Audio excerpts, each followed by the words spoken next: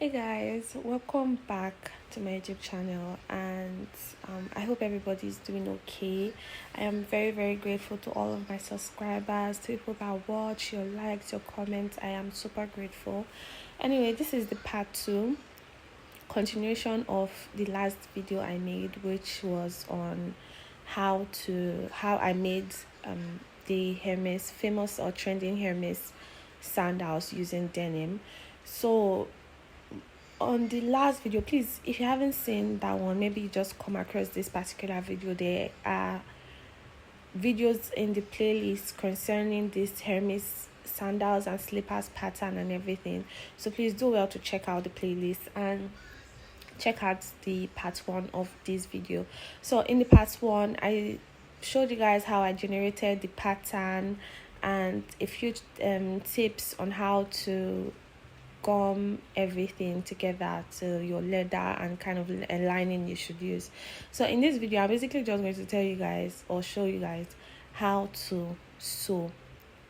Note please, you know that the denim is a fabric, right? And then you also have to use a heavyweight backing, which like I said in the last video, like a leather, a strong or a thick leather.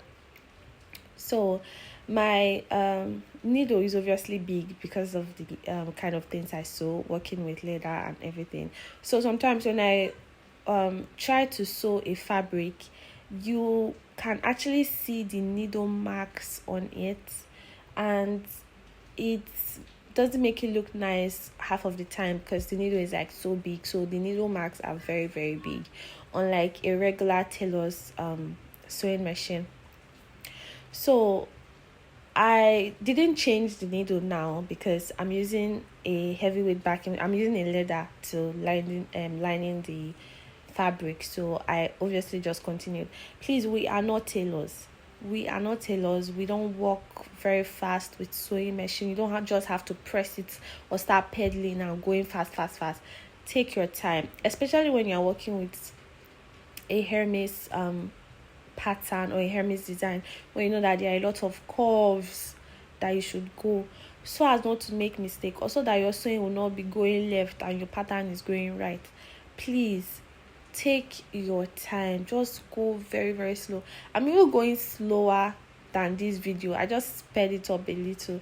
I'm actually taking my time. If you have to use your hand to roll the machine, please do that, so that you don't have mistakes, please. Or if you feel like you can sew with hand, I don't know how fast or how quick that one will go. Also, I reduced okay, two things. First of all, please use a good presser foot. Like this place now where the ring is, there's actually a ring there. I'll show you guys how I put the ring because I didn't do it in the other video. So please use a presser foot that can actually go through anything. Don't forget. And the stitching spacing I'm using is 4 mm because I want it to be very tiny. You can also make it big, I don't know, depending on the kind of machine that you have. And okay, now I'm also speaking. Please don't just go and start sewing. You are not an experienced obioma, you are not an experienced tailor. Please, we just work with leather and sometimes have to sew it, so you don't have to just go very fast. Again, I am actually going very slow. I just sped up this video, especially when you're working with Hermes. Please, there are a lot of turns, a lot of curves that you have to carefully navigate, and here it is. Basically, I'm also going to do the second one and then use the opportunity to show you guys how I included the ring. So you see this edge, right? You know, I don't know if I mentioned it in the last video, I added half an inch. I told you it's completely optional. I just wanted mine to be higher. That's why, because person's leg is kind of big, so you don't have to measure the extra half inch, you know. So, and the gum I rub was not so much, so it's even easy for me to pull or separate from the fabric, which is another reason why you should always sew when you're working with fabric to leather. So please always sew, because sometimes the fabric might not hold for long. So I'm just turning it, basically going half an inch, that extra half inch that I added. Again, it is not compulsory, please. The design that we made before was perfect, completely perfect.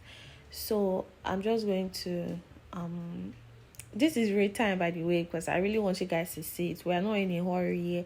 It's just because we don't want the videos to be too long, that's why. So I'm just going to fold it there. Yes, I know that the leather is still there. I want to sew it first so I know where to cut through. Okay, so don't just be in a hurry to start cutting stuff. And I'm just going to sew again. Please make sure that the presser foot that you are using is strong enough to pass through anything.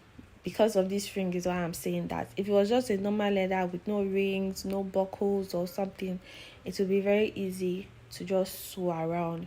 But you need a presser foot that can at least climb. Like you see this edge here now. It might give you a little bit of trouble, but take your time. Please don't be in a hurry, don't be in a rush.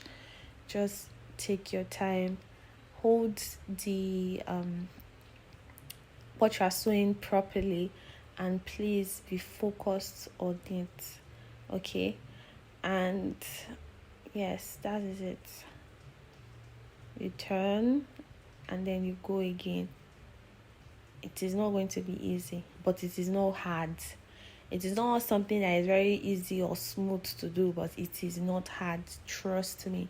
Just take your time and watch what you are doing while you are sewing. So yes, that is basically it. You continue again with the curves and everything. So now that I have finished sewing everything, I want to show you guys how I cut that extra piece. So I'm not cutting it in a way that the thing will just go too deep under. You see how it turns out. Just a little. You bend the ring and then you just cut a little.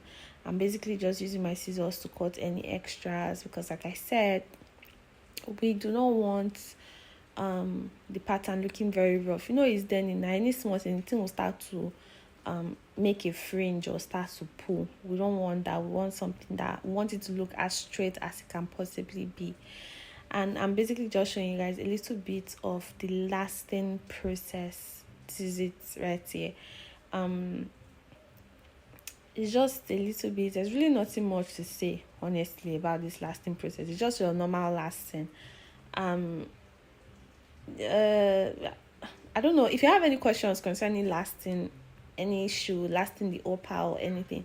Please just keep it in the comment section. Leave it there. I will reply it. Trust me, because I really don't know exactly what to say at the moment. I don't know what to describe to you guys because I don't really know your concerns. I don't know the questions that you may or may not have. So if you have a question, please leave it in the comment section. Thank you. And yes, once again, this is our finished product. This is the final result, a combination of leather and denim. This is a very nice combo. You can either do leather and suede, or you can do just pure suede or pure leather. Honestly, it's completely up to you. So thank you guys for watching. If you stayed till this time, thank you very, very much. Don't forget to subscribe. Also, like and share this video.